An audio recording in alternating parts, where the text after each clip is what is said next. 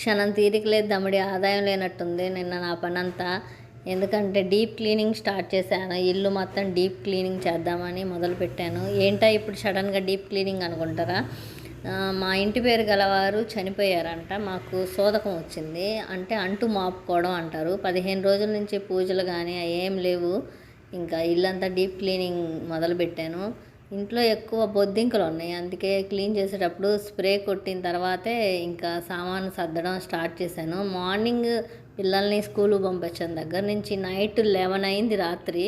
ఎందుకంటే ఈరోజు శుక్రవారం పూజ చేసుకోవాలి, 15 రోజుల నుంచి పూజ లేదు అనే ఉద్దేశంతో అన్నీ ఒక్క రోజులోనే క్లీన్ చేయడం స్టార్ట్ చేశాను. ఇంకా స్టార్ట్ చేశాను అంటే కష్టపడేటప్పుడు ఆ కష్టం నాకు అనిపించలేదు. ఎందుకంటే ప్రతి వస్తువు క్లీన్ చేసేటప్పుడు ఒక్కొక్క వస్తువుకి నాకు ఒక స్వీట్ మెమరీ ఉంది. ఆ స్వీట్ మెమరీలన్నీ తలుచుకుంటుంటే నాకు కష్టం అనిపించలేదు, హ్యాపీగా అనిపించింది.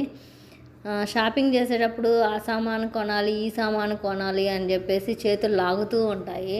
ఇప్పుడు సామాను కడిగేటప్పుడు కూడా నాకు బాగా లాగుతూ ఉన్నాయి చేతుల నొప్పులు. చాలా చాలా స్వీట్ మెమరీస్ ఉన్నాయి.